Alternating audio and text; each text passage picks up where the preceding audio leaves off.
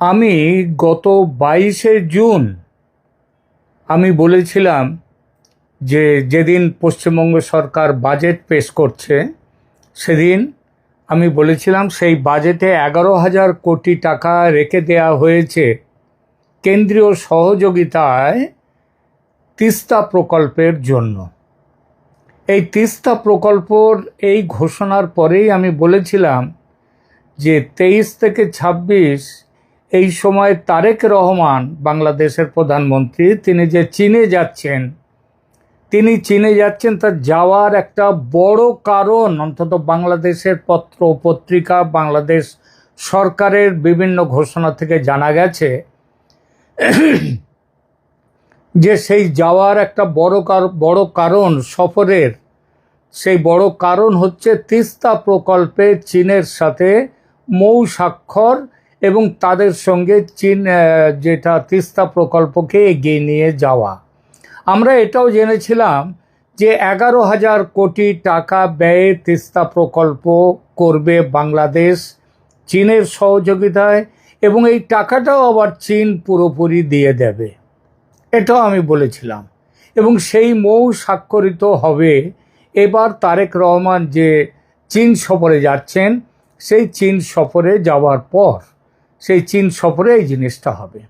কিন্তু আমি আমার সেই ভিডিওতে বলেছিলাম প্রতিবেদনে যে পশ্চিমবঙ্গের যদি উজানে এই যে পশ্চিমবঙ্গের প্রকল্প থাকার ফলে বাংলাদেশের প্রকল্পের উপরে চাপ তৈরি হবে এবং বাস্তবে বাংলাদেশের পক্ষে কিছু করা কঠিন। সুতরাং এই পরিস্থিতিতে বাংলাদেশ চীনের মৌ স্বাক্ষর তিস্তা নিয়ে আদৌ হবে কিনা আমি এই সন্দেহ সেদিন জানিয়েছিলাম এবং দেখা গেল বাস্তবে ঠিক তাই হয়েছে। আজ 26শে জুন আজকে খবর যা আসছে তাতে তারেক রহমানের সঙ্গে চীনের 13টি মৌ চুক্তি মৌ স্বাক্ষর হয়েছে, মেমোরান্ডাম অফ আন্ডারস্ট্যান্ডিং স্বাক্ষর হয়েছে, কিন্তু সেখানে তিস্তা প্রকল্পের কোনো নাম নেই। এই বিষয়টি নিয়ে এখনকার আলোচনা। দেখুন, তিস্তা এখন আর শুধু একটা নদীর নাম নয়, এটা হয়ে উঠেছে জল, রাজনীতি, সীমান্ত জিওপলিটিক্স আর দক্ষিণ এশিয়ার ক্ষমতার সমীকরণের এক জটিল কেন্দ্রবিন্দু। আমি আপনাদেরকে যেমন বলেছিলাম যে এই বাস্তবতা দেখে মনে হচ্ছে মৌ স্বাক্ষর এবার করা মুশকিল এবং মৌ স্বাক্ষর আদৌ হয়নি। কারণটা কি? কারণ খুব সোজা। তিস্তার উজানে ভারত আর উজানের দেশকে বাদ দিয়ে তিস্তার মতো আন্তঃসীমান্ত নদীতে বড় কোনো পরিকল্পনা বাস্তবায়ন করা শুধু কঠিনই নয়, অনেক সময় প্রায় অসম্ভব হয়ে পড়ে এবং এখানে ঠিক সেটাই হয়েছে। কিন্তু তিস্তা কেন এত গুরুত্বপূর্ণ? দেখুন, তিস্তা নদী উত্তরবঙ্গের জন্য, যেটা পশ্চিমবঙ্গের অংশেও আছে আবার বাংলাদেশের অংশেও আছে, তাদের জন্যে জীবন রেখার মতো। এই নদীর জল, পলি, প্রবাহ আর মৌসুমি আচরণের সঙ্গে জড়িয়ে আছে কৃষি, সেচ, বন্যা, ভাঙন, চর, জীবিকা সব কিছু। বাংলাদেশের উত্তরাঞ্চলে তিস্তা শুধু জলের উৎস নয়, এটি একটি রাজনৈতিক ও আর্থসামাজিক প্রশ্ন। কারণ শুকনো মৌসুমে নদীতে জল কমে গেলে ক্ষতি হয় কৃষকের, আবার বর্ষায় জলের অতিরিক্ত প্রবাহ আর অনিয়ন্ত্রিত ভাঙনে ক্ষতিগ্রস্ত হয় বসতি, জমি আর অবকাঠামো।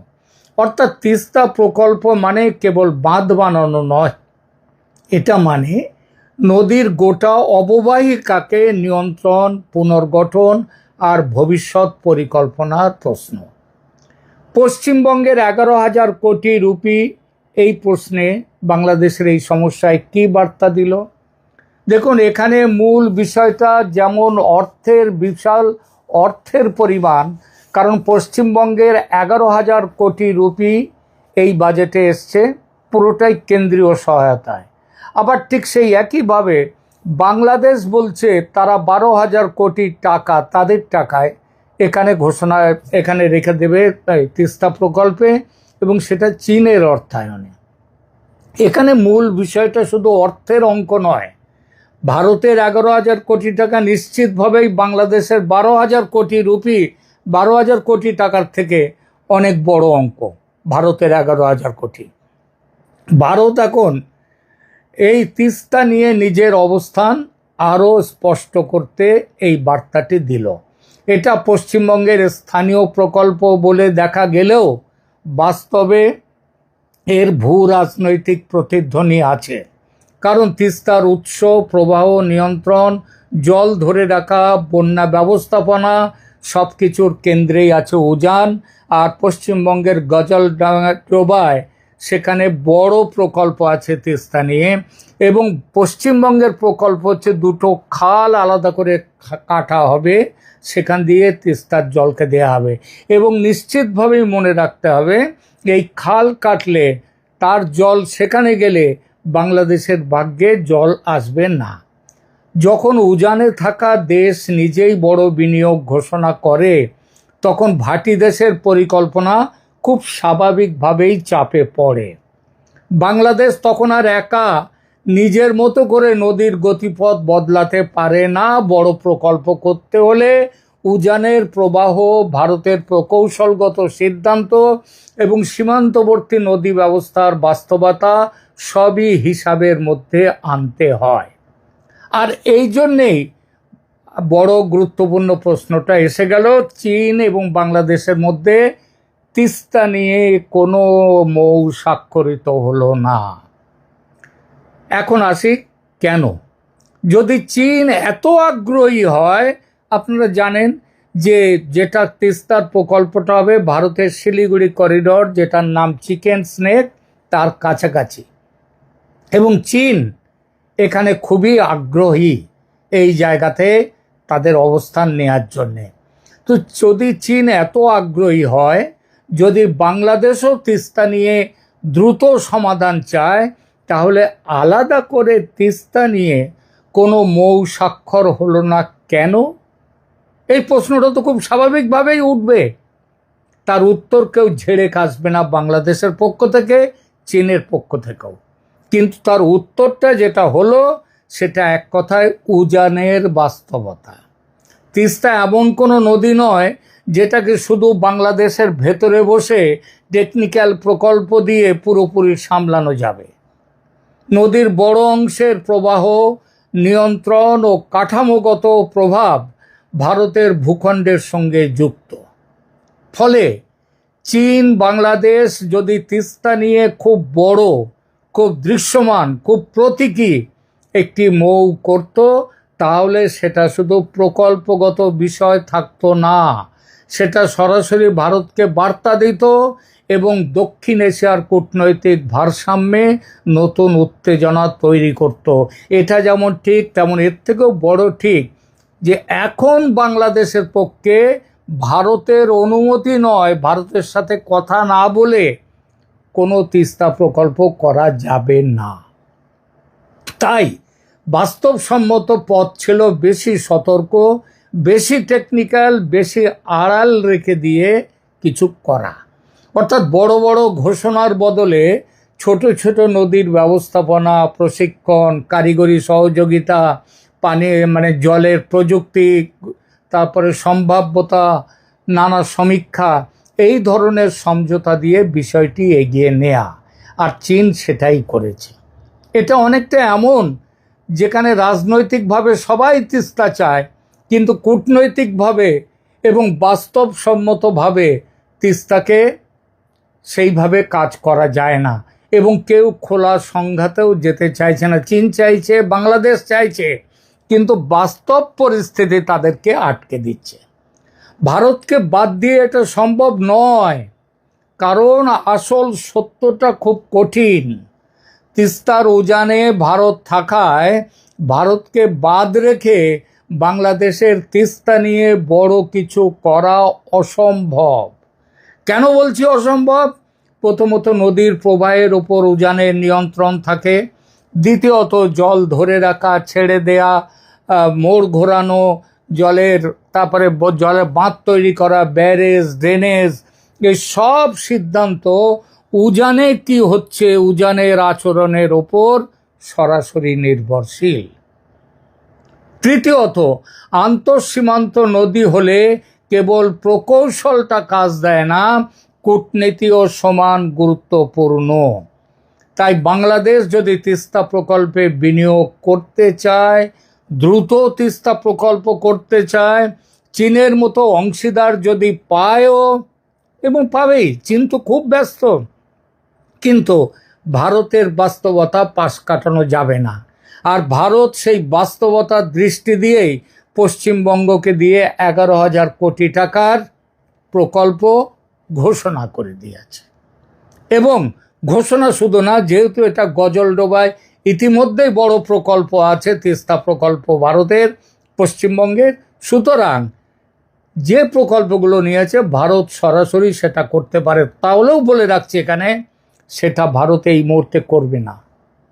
এই যে চীন এবং বাংলাদেশ পিছিয়ে গেল তিস্তা প্রকল্পে মৌ স্বাক্ষর থেকে, এটাতে এই বার্তা গেল, যা বাবা এখন ঘাটিয়ে লাভ নেই ভারতকে। ভারত যদি ওই প্রকল্প করে ওই খাল কেটে যদি তিস্তাকে নিয়ে যায় ভেতরের দিকে, তাহলে বাংলাদেশে যে জল পাচ্ছে সে জল শুকা মরশুমে সেটা পাবে না, আর বর্ষার মৌসুমে তখন জলের চোটে বন্যা হবে। সুতরাং বাংলাদেশ এবং চীন সমঝে গেছে, বুঝে গেছে এই মুহূর্তে এগিয়ে লাভ নেই। বাংলাদেশ নিজের ভেতরে, এলাকার ভেতরে কিছু কাজ করতেই পারে, যেমন ভাঙন রোধ, তারপরে নদীর পলি তুলে নেওয়া, নদী গর্ভটাকে আরও গভীর করা ইত্যাদি করতেই পারে।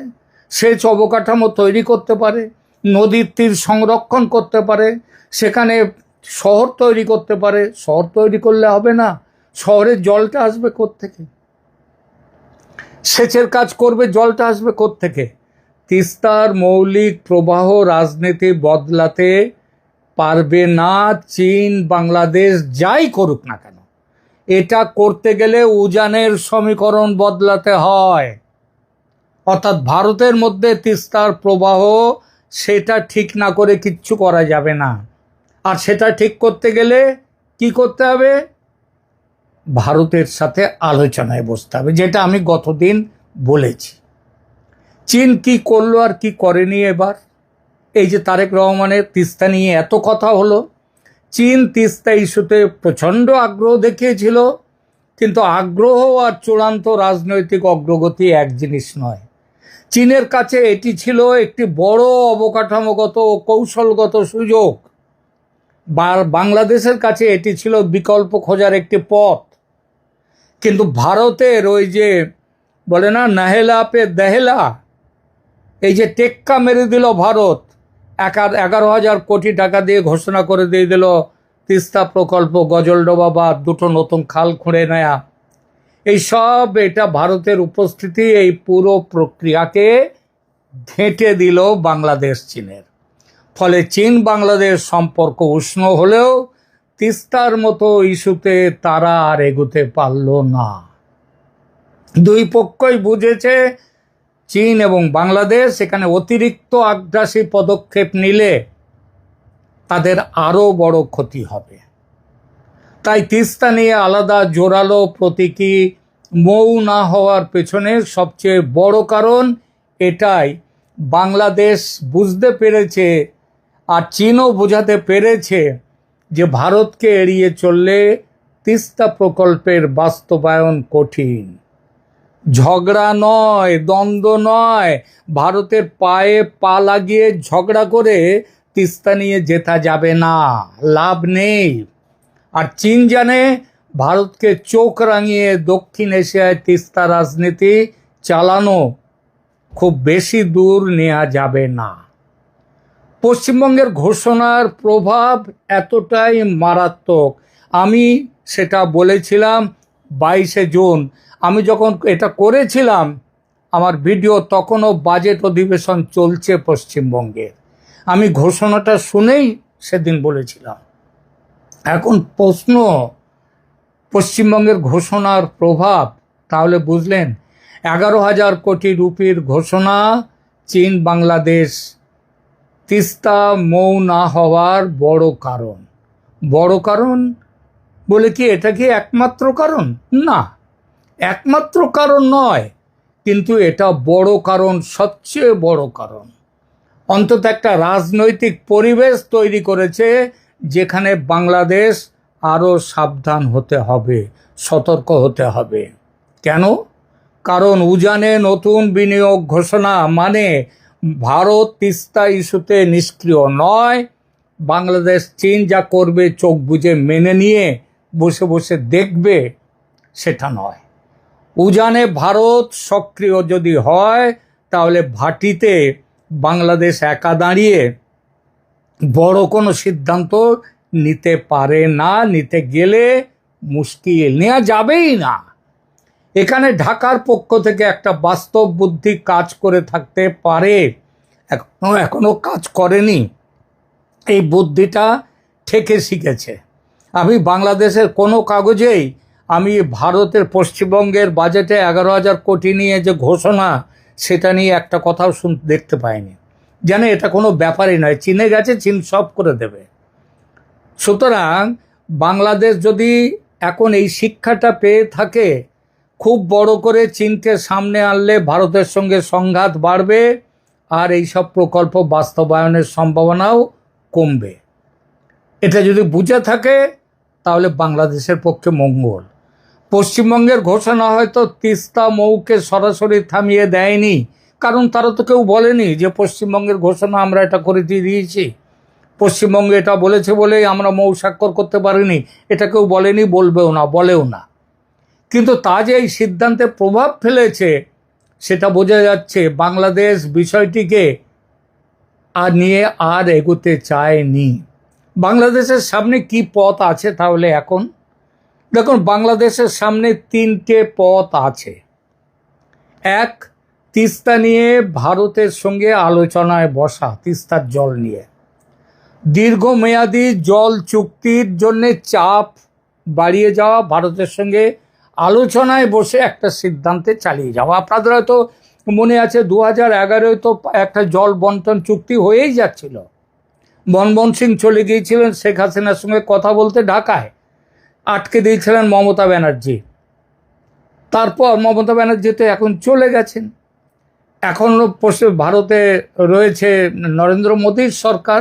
যদিও বাংলাদেশে ভারত যাদেরকে বন্ধু বলে ভাবে সেই শেখ হাসিনার সরকার ছিল, কিন্তু এখন শেখ হাসিনার সরকার নেই, তারেক রহমানের সরকার আছে। কিন্তু এখন তো পশ্চিমবঙ্গে মমতা ব্যানার্জির সরকারও নেই, যিনি সেদিন আটকে দিয়েছিলেন। সুতরাং ভারতের সঙ্গে কথায় বসতে পারে, আলোচনায় বসতে পারে। দ্বিতীয়ত, চীনের সঙ্গে প্রযুক্তিগত ও অবকাঠামো সহযোগিতার প্রস্তাবকে ধরে রাখা, কিন্তু এই ব্যাপারে আর না এগোলে কি হবে? ভারত বিশ্বাসযোগ্য জায়গায় নিতে পারবে না বাংলাদেশকে। 3, তাহলে চীনকে দিয়ে কি করবে? বাংলাদেশের নদীমাতৃক দেশ বাংলাদেশ, তার ভেতরে নদীর ব্যবস্থাপনা, সেচ, ভাঙন রোধ, পলি তুলে দেওয়া, খনন করা, অববাহিকা পরিকল্পনা, এই কাজগুলোকে নিয়ে এগিয়ে যাওয়া। কিন্তু মনে রাখতে হবে বাংলাদেশের সব নদীরই উৎস হচ্ছে ভারতের মধ্য দিয়ে যাচ্ছে। সুতরাং সবচেয়ে বাস্তবসম্মত পথ হচ্ছে এই 3টের জিনিসের মিশ্রণ। কারণ তিস্তা কোনো একক সমাধানের নদী নয়, এটা বহুমাত্রিক সমস্যা। আর ভূগোল, পরিবেশ, অর্থনীতি, রাজনীতি আর কূটনীতির জটিল অঙ্ক। সুতরাং যেটা স্পষ্ট হয়ে উঠছে তা হলো পশ্চিমবঙ্গের 11,000 কোটি রুপি বরাদ্দ শুধু আরেকটি প্রকল্প ঘোষণা নয়, এটা তিস্তা অঞ্চলে ভারতের সক্রিয় অবস্থানের দৃঢ় ইঙ্গিত। আর সেই ইঙ্গিতই বাংলাদেশকে চীনের সঙ্গে খুব বড়, খুব দৃশ্যমান তিস্তা মৌয়ের পথে যেতে নিরুৎসাহিত করেছে। এবং চীন তাদেরকে বোঝাতে পেরেছে যে এভাবে কাজ হবে না, অনেক ঠেকে শিখেছে। তিস্তা নিয়ে বড় সিদ্ধান্ত নিতে হলে শুধু উন্নয়ন ইচ্ছা যথেষ্ট নয়, উজান ভাটি, রাজনীতি, অর্থনীতি, কূটনীতি, ভারতের সঙ্গে সহজ সম্পর্ক, সব কিছুকে একসঙ্গে মিলিয়ে দেখতে হবে, নইলে বিপদ বাড়বে, কমবে না। এই মুহূর্তে তিস্তার সবচেয়ে বড় সত্যি হলো নদীটা বাংলাদেশের মধ্যে, কিন্তু নদীর ভাগ্য ভারতের হাতে। তিস্তা এখন উন্নয়ন প্রকল্পের চেয়ে অনেক বড় কিছু। এটা দক্ষিণ এশিয়ার জিওপলিটিক্সের একটা জীবন্ত পরীক্ষা। এটা যেন বাংলাদেশ মনে রাখে আর সেইভাবে চলে। এখনকার মতো এখানেই রাখছি। ভালো থাকবেন, ধন্যবাদ।